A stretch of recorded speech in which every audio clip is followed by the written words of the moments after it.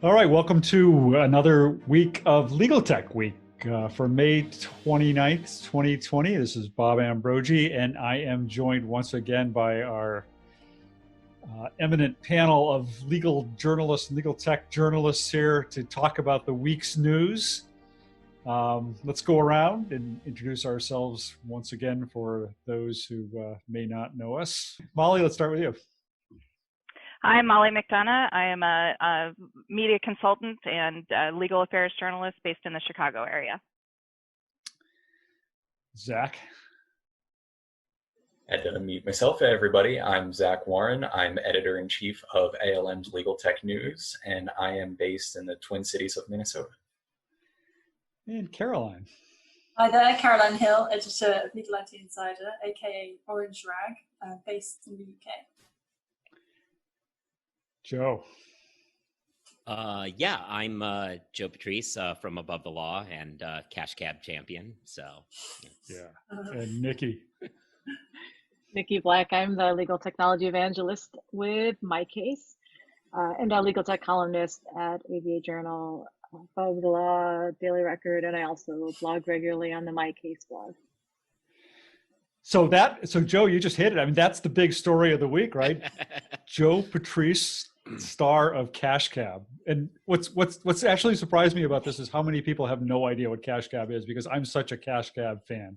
So it's been interesting because I've found that there's more people who don't know what it is and more people who did know what it was and had real feelings about it than I thought. Yeah, Cash Cab was a game show that ran for several years based in New York, where unsuspecting people got into cabs thinking they were going somewhere, and lights would come on, and then it was a game show, and the cabbie would ask you questions for money while you did your ride. And if you missed questions, you got kicked out of the cab. So that happened. They've rebooted the show. It's now on Bravo after several years off the air. And me, as well as some other Above the Law people, columnist Stephanie Wilkins and editor Catherine Rubino, as well as a person who has no Above the Law connection whatsoever, happened to all be hailing a cab when we ended up in the Cash Cab. So our episode aired like last week or so, and yeah. So unfortunately, it's like burst several of my bubbles, because when I saw that, I was Googling Cash Cab to find out how it had come back, and I missed it, and I came across this Wikipedia entry that told me all this behind the scenes stuff that maybe you're not supposed to talk about, but stuff like that people don't actually just sort of randomly pick people up off the street. And even worse, they don't actually give you cash at the end of the ride. Well, they do randomly pick people up off the street from time to time, but obviously, that's somewhat hit or miss. So it's not, you're not guaranteed with an expensive television crew to get people who are willing. So yeah, you do not know you're going on Cash Cab. I will say that absolutely, but they can have some sneaky ways of making you think you're doing something else, and then bam, all of a sudden you're on Cash Cab. Yeah. All right. So Joe, how did you get on? I was recruited in a bar. Some people were in a bar, said they were casting for something, and they handed out a little sheet, and I filled it out, and they called me back. And then I was kind of, not to blow up their thing, but I thought I was doing some activity that was like a charity-ish related activity that was going to be a thing.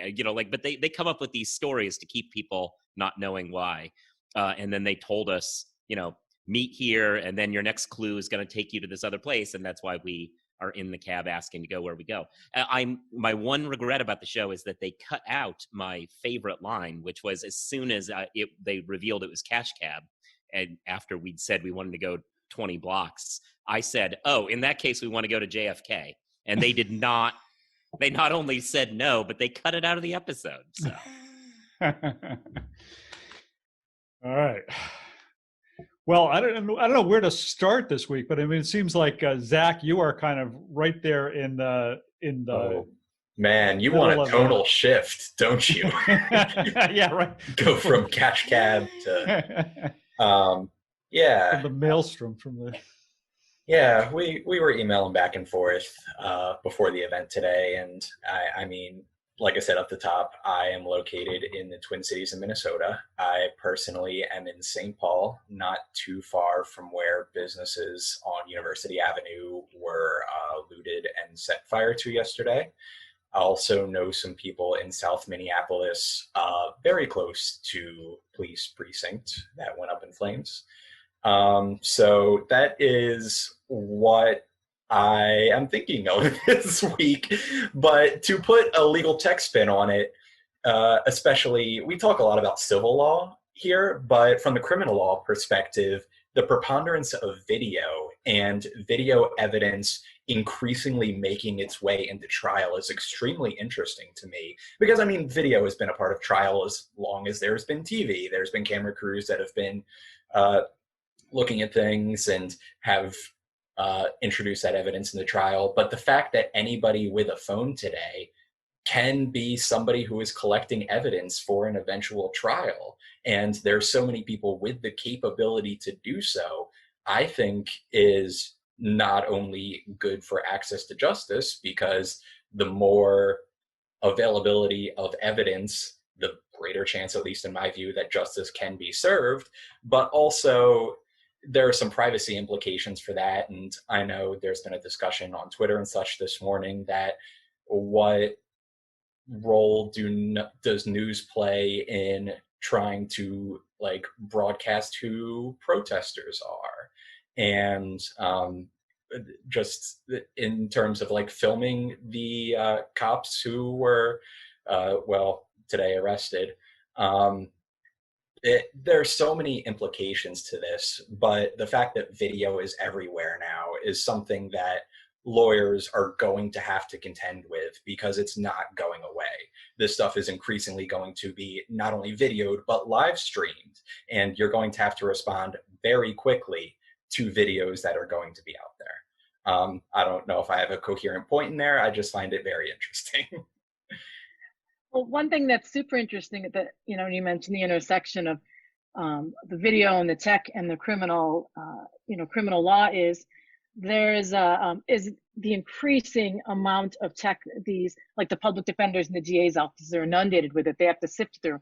There's a member of, I chair the technology committee at our local bar association, and one of our newest members is a guy who works for the public defender's office that I started my career at. And he initially was a public defender. And over time, he's always had an interest in tech programs. And over time, he became the go-to guy for tech questions. And he eventually created his own position, and they're now hiring someone else to work with him.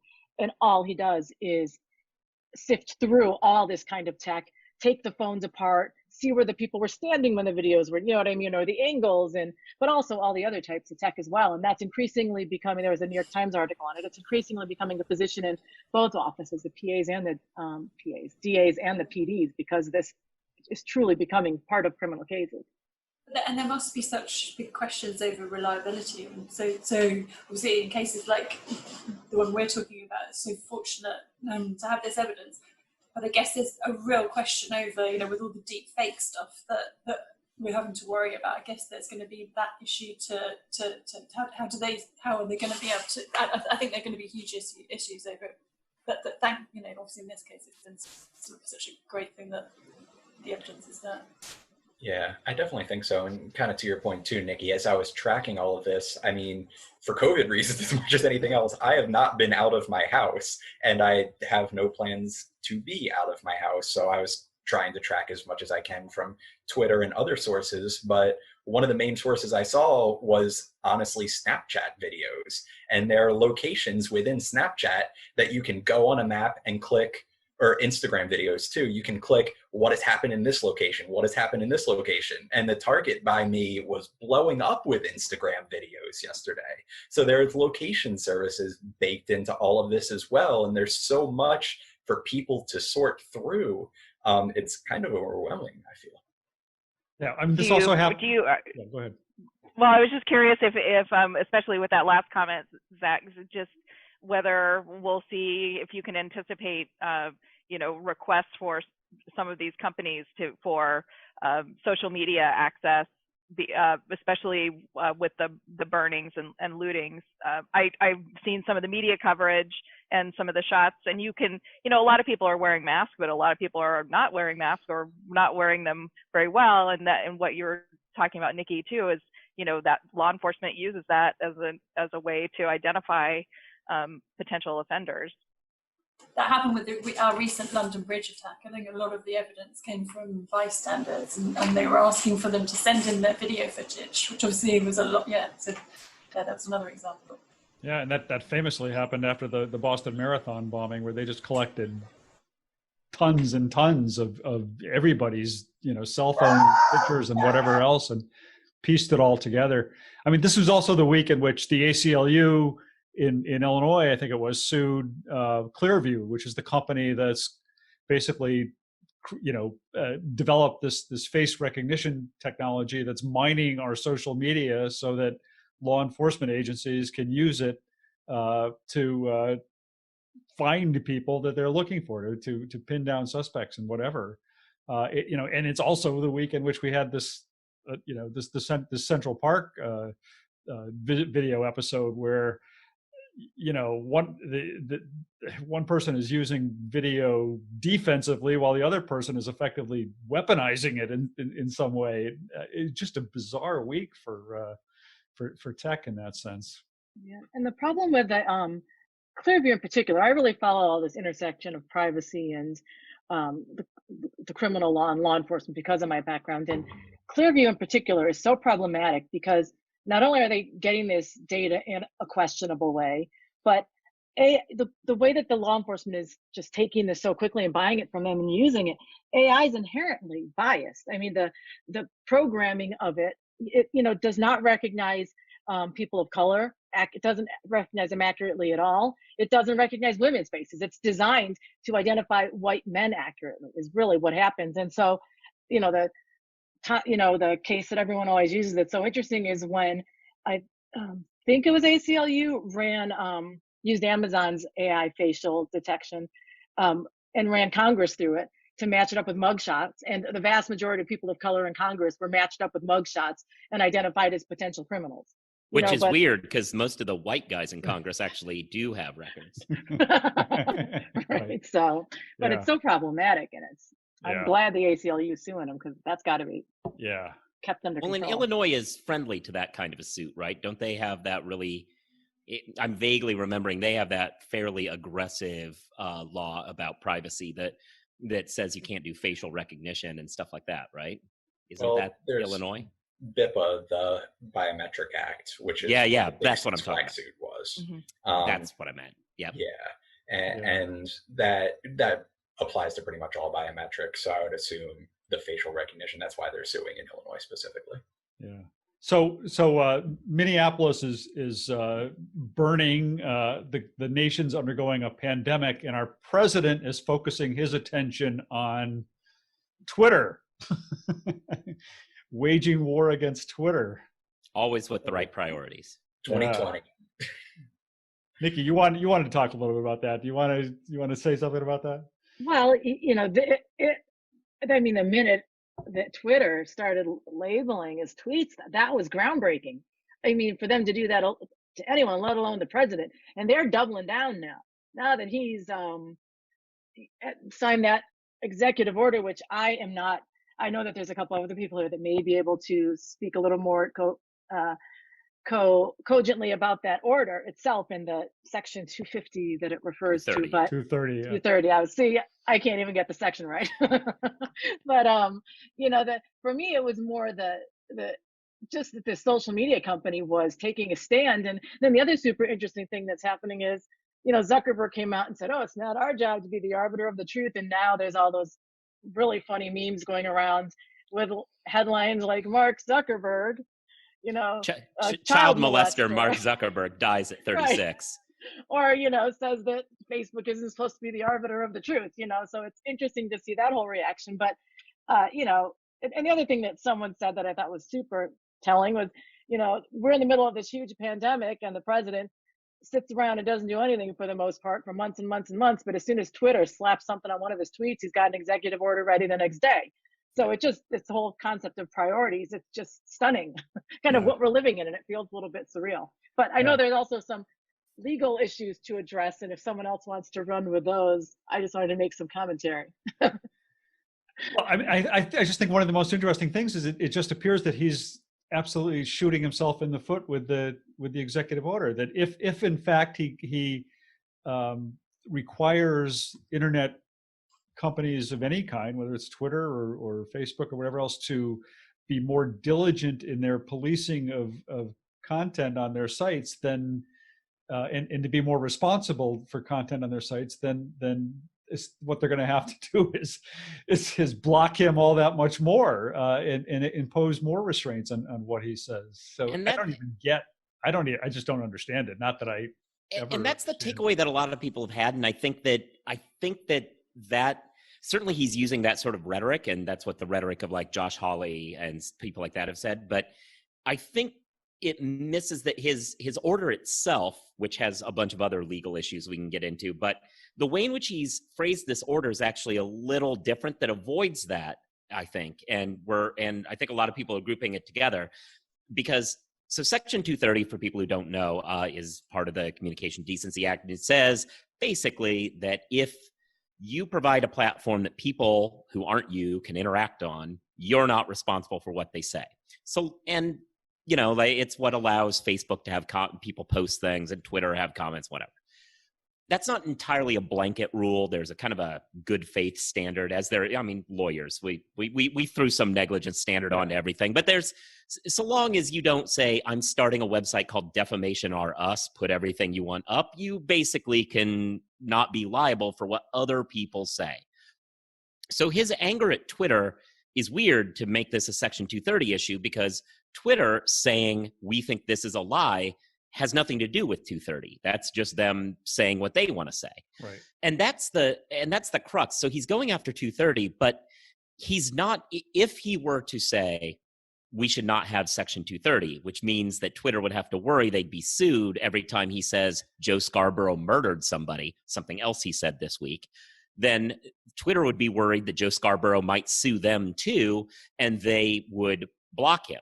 But that's not what this order tries to do. Buried in everything, what the order actually says is not individuals should be able to sue the platforms for defamation that other people do, but the Department of Justice should be able to sue the platform if the platform isn't acting in good faith. And they want to redefine good faith and say, if you are only slapping lie orders on us, then that's wrong, and we want the DOJ to go after you, not random person who feels defamed to go after you. And that distinction is where it doesn't blow back and hurt Trump, because he controls the DOJ and Bill Barr gets to decide who gets sued. Right. Yeah, that's interesting. A very important note for anybody who's enterprising out there. The domain name Defamation R Us is available. So if you want it, go for it. Excellent. So good. All right. I'm glad somebody had the time to look that up. I got this weird thing with Zoom where basically my computer crashes when I try to use the internet and Zoom. So I'm glad someone else was on that. Yeah, I'm having worried about that myself. Anybody else? Any other thoughts? I mean, Caroline, politics is so sane over in London. You don't have to deal with any of these issues, right? Well, I love looking at Trump's tweets, and then I think my favorite thing is looking at all of the replies and trying to gauge who's sort of in favor of him and who's anti, and mostly they seem to be very negative responses, you know, and then you get the odd person saying, we love Trump, you know, but the replies to it's just, yeah, as a not, for someone who's not living in the US, it's, we have our own issues for sure. Definitely the worst handling of the coronavirus with that accolade. But yeah, it just seems that he is posting blatant lies. You know, I think they've done the right thing, and his behaviour just becomes more erratic, doesn't it, as time goes on? Yeah. Obviously, that's politics rather than tech, pure politics. Yeah. The other thing I thought is really interesting about it is just such a great teaching mechanism for what the First Amendment is. Like, no one understands it. They don't understand that it's a government act, or Trump clearly doesn't understand it. You know, and at the end of the day, he's actually arguably in some ways the order that he signed his intent is, I don't know if it's will be successful, but is to police what is said on social networks, which that is what triggers the First Amendment, is the government action in that way, not the social networks trying to just provide accurate information about what the government says on social networks. So it's interesting how it's a sort of a good teaching point, but it doesn't really get through. Never seems to. Yeah. And in a lot of ways, this is why Zuckerberg is on board with what's going on, because several months ago, Zuckerberg brought some Republican operatives on and said, how would you like our algorithm changed? And they made recommendations that they took. So when you see this Section 230 attack as they just want to change, they want to use Section 230 as the kind of the cudgel and say, we'll take this away from you unless you agree that what good faith means is you're nice to us. You can see that Zuckerberg's like, I already made that deal. And so that's why you would assume he would come to Twitter's defense, and he hasn't. And that's why he's already made this deal. Yeah. All right. So let's, Molly, what do you have this week? So something that was on my list last week that I had a chance to kind of dig a little deeper into, a lot of the original reporting or the initial reports from legal media in particular focused on this first Zoom trial out of Texas.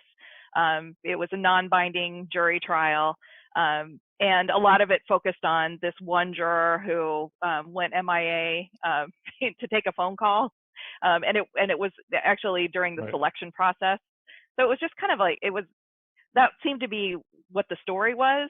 But when I had a chance to listen to the National Center for State Courts webinar on lessons learned on the jury process as courts are reopening and social distancing and hybrids are being tried out.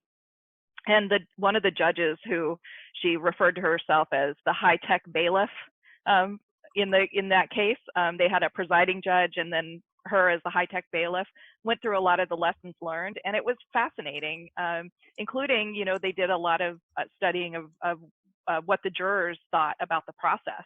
And they asked the jurors who had served on panels before what they thought, and they loved the process because they got to see the evidence much more clearly than they would in a regular courtroom setting. And they also got to see the witnesses face on, which I thought was really interesting. And the lawyers had a similar reaction.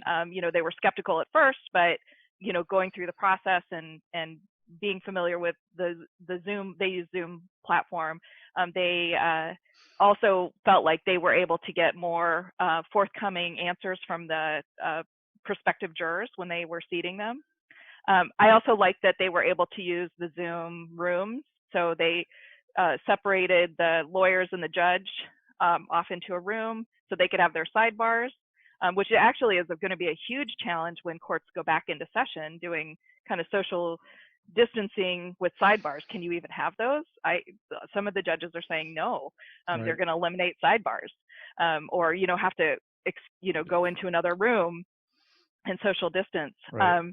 So it was really interesting to see. So they had the panel, and then they would select the jurors and put them in a new room, and I just thought it was a really kind of an interesting experience, although they acknowledged a lot of things that they would need to work on, including, how do you have a bailiff who usually deals with, a knock on the door if there's an issue? Does the judge, the high-tech bailiff or judge go into the courtroom, into the jury deliberations to help solve technical problems without, violating the sanctity of those proceedings?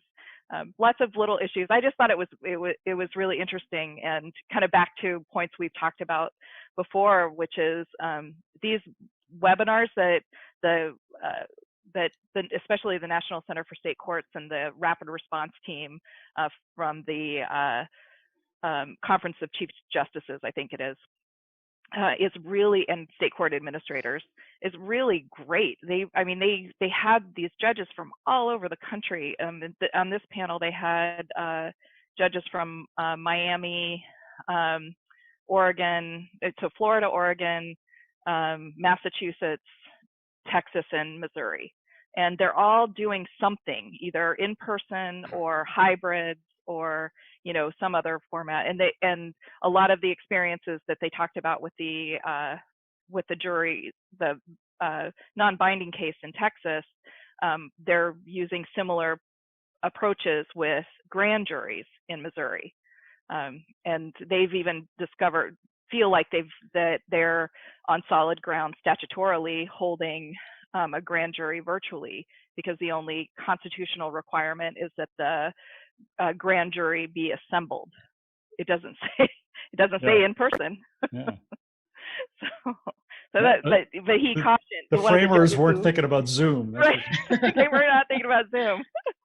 But that's vague enough. It's so striking that, like, when I'm listening to you talk about that, if you had asked me in January, would all these judges be getting together and talking about the ins and outs of doing jury trials on a video conferencing, I would say, well, what is wrong with you? Are you nuts? That's not going to happen in a million years. And look at where we are. And even if you had asked in March or so, I mean, whether you would be doing, you know, how you would feel about doing jury, if you ever did jury trials online, how you would feel about it. And what I'm hearing you say, Molly, is that they saw a lot of good in this. Whereas if you just asked them 2 months ago, they would have said, "There's no way that would ever work. That's just not a possibility." And you know, and I want to clarify that everybody that I've listened to, every single judge says that not all cases are going to be able to be handled by remote access. Yeah. You know, there has to be some type of in-person, and they're thinking everything down to, you know, if you don't have the bandwidth, they're already thinking through, they have jury administrators on these calls and involved in these processes. And, you know, they're making sure that they're getting diverse pools. So, you know, that includes people with no broadband or Wi-Fi access. So they have to so they're already coming up with accommodations. So, you know, maybe everybody's remote on some of these kind of lower level proceedings that need a jury, but, you know, the stakes aren't high, like felony cases or life on the line type stuff. But they're able to come up with a way to have those people who don't have access come to the court, and or be accommodated. It's just about developing better protocol and processes, right? Like they're not, you know, just tweet, and actually given how quickly they've achieved this, that's pretty incredible. Yeah, that's what's so interesting to me, just the pace of change of all this, because I know a few of us here have talked with Richard Susskind, and his book on virtual courts came out last fall. And when we were talking with him, we said, okay, so what's the timeline for these virtual courts actually being instituted? He said, well, if we can get it in the next decade, then I'm really feeling good about this. Well, success. I mean, we got there within the next decade, just a lot quicker because of the necessity. So when there is the need there, it does show that law can be quick on the update when it needs to. And what's also interesting about that is that Susskind, because I interviewed him recently on my podcast also, and when he talks about virtual courts, he's not talking about trials. He's talking about this other kind of basically paper-based, like motion, almost like motion practice, or, you know, appellate practice. And I specifically asked him about, you know, why wasn't he calling for online, you know, for trials to be taking place online? And he said, oh, you know, I just don't see that that's what we need to do. We always want to have trials be physical. You know, I'm paraphrasing a little bit, but he said something to that effect. So, you know.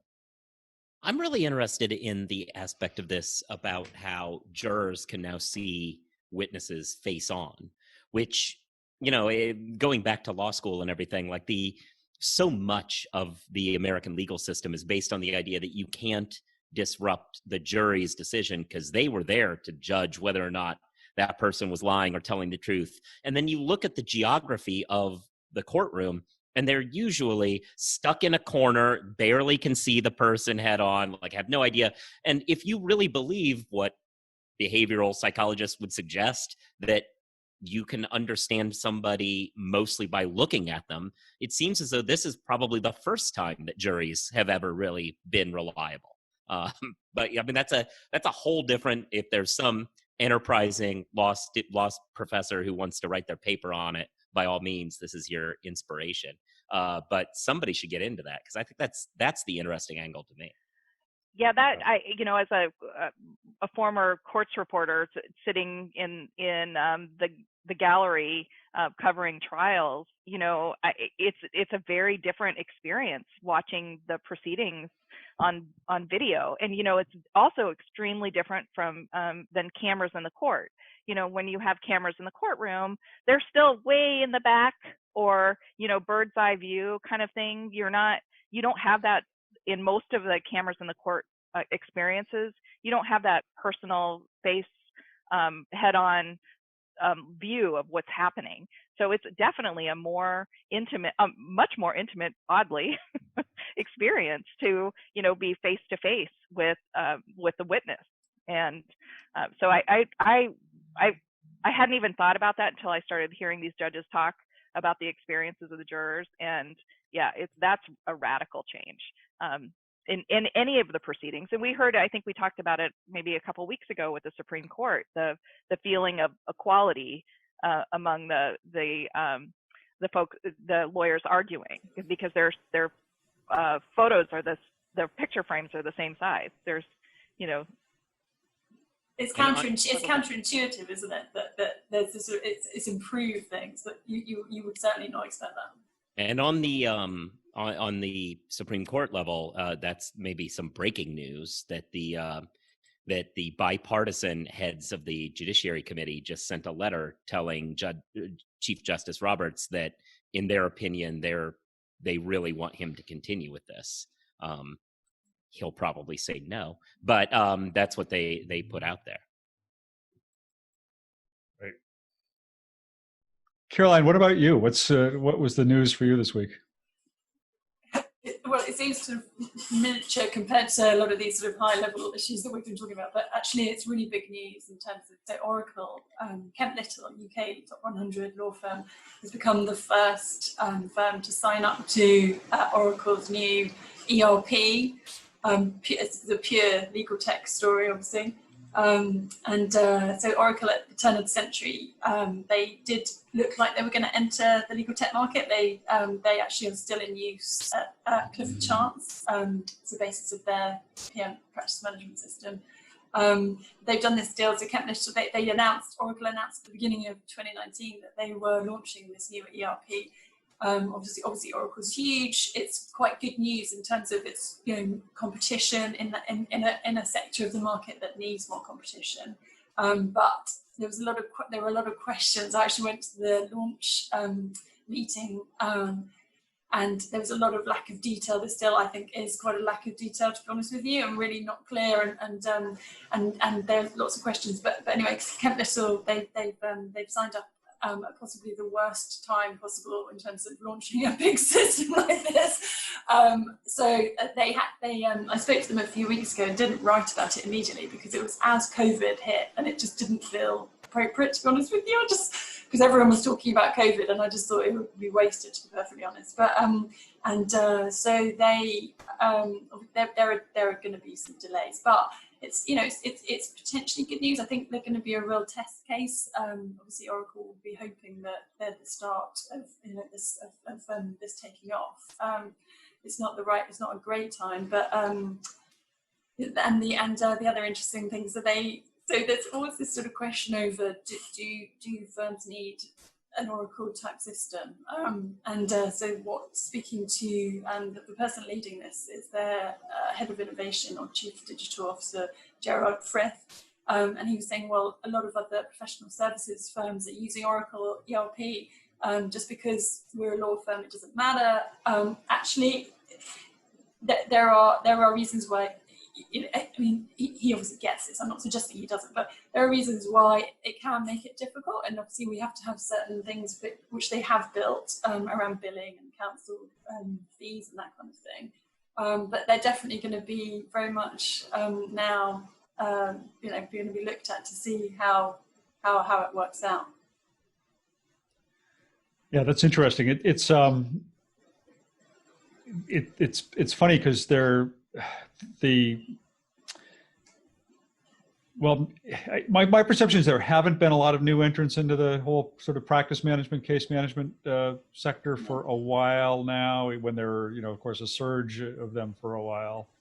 But I think we're starting to see some more activity there, and it'd be interesting to see what the market tolerance for these and how they try and kind of distinguish themselves and position themselves to get into what's now becoming a more mature market. I think the issue is because they're so big, and we've seen this with other companies like Microsoft, where legal, we think we're really super important, and obviously we want them to think that we're really important, and actually, for some of the big companies, legal isn't even a vertical, right? So the issue can be, how much focus do they give it, and and are they serious? Are they committed? Do they have the right people? Do they understand the industry? Do they, and are they going to, and actually, so I'm a bit sort of lacking in terms of communication with Oracle. They're sort of, I think, being quite, being a little bit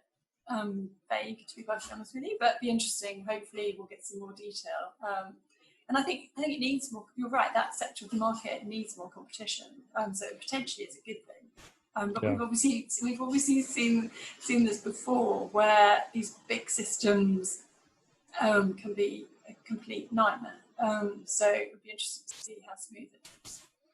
Well, and the other trend is often that you see these, once the big systems get interested in the space, they just start buying some of these smaller niche companies. I'm neglected to mention that on the latest call, there was a group from Maricopa County in Arizona, and they're using WebEx right now for their platform, but they're partnering with, or they've brought on For the Record, which is a video platform for courts for recording and archiving proceedings. But they've had to kind of boost that contract. I looked it up. I think they announced it in the fall, and they've shifted that or put it on steroids. And now they're working with For the Record and Microsoft to develop a custom platform for secure video proceedings, remote proceedings. So I thought it was interesting that Microsoft was, one of the developers of this platform, this county in Arizona. Yeah, and Microsoft had for a long time stayed away from legal and got into it and then got out of it again. It's kind of gone back and forth, and it's love-hate relationship with the legal industry. And a trust relationship. It's a huge trust, isn't it, for those core, for the core systems particularly. So. Yeah. I spent a lot of time this week speaking to a couple of different companies in the kind of case management, practice management space. It was interesting doing that. One of them I talked to, the one I wrote about was this company GrowPath, which is pretty much kind of focused. I don't think they necessarily like to say this, or they're pretty much focused on personal injury firms, on case management for personal injury firms. But they had the feature they were talking about this week was this lead scoring tool. So this kind of focused on a firm where phone calls are coming in, and they've got specialists sitting there, manning the phone lines, and as the specialists are interviewing the prospects and typing up notes and filling out these forms, there's an algorithm running that's basically scoring the lead the whole time and showing this numerical score on the screen of the intake specialist. So the intake specialist, and this is all based on parameters that the law firm defines and sets for what's important to them, what kind of cases they're looking for, maybe dollar value, maybe type of case, whatever. But so the intake specialist can, as opposed to having to sort of take the intake and then say, okay, I'm going to go, we'll get back to you. We'll have one of our attorneys review this and follow up or something, by which time the lead might have called the next firm and signed up with them or something. So this basically lets the intake specialist say, okay, this is one we know we want based on our parameters, based on the score that we have, and can then right away initiate either a follow-up with an attorney, or even push a button and send out a retainer agreement and do an e-signature or something. So it's kind of a clever tool. I mean, it's pretty a pretty specific and focused tool, but I think it shows some of the ways that companies are trying to come up with unique ways to distinguish their products in this space. And I think that's kind of the name of the game right now. Yeah, I think it's slightly different, but so I think Intap, are in a weird way trying to do a similar thing. Perhaps I'm not familiar as you with Growpath, but they're sort of drawing together lots of information from lots of different sources to enable law firms to assess very quickly whether they want to be working with this client or that client, in order to. So I don't think they perhaps label it as a sort of scoring tool, but in effect, they're actually doing a very similar thing. They're enabling the firm to sort of work out what their top leads are, what their top clients are for all these different reasons across all of the different people working with them, and in effect, I think it achieves the same thing. Yeah. All right. Well, we will let people begin their weekends. Thank you. You're well. Thanks for doing it. Much. And thanks to everybody in the audience for listening. You wave, Nikki. I know, it's the Wave, wave. right? We're supposed to wave. Stay safe, everyone. All right. Thanks, guys. See you next week. See you next week. Bye-bye. Bye. All right.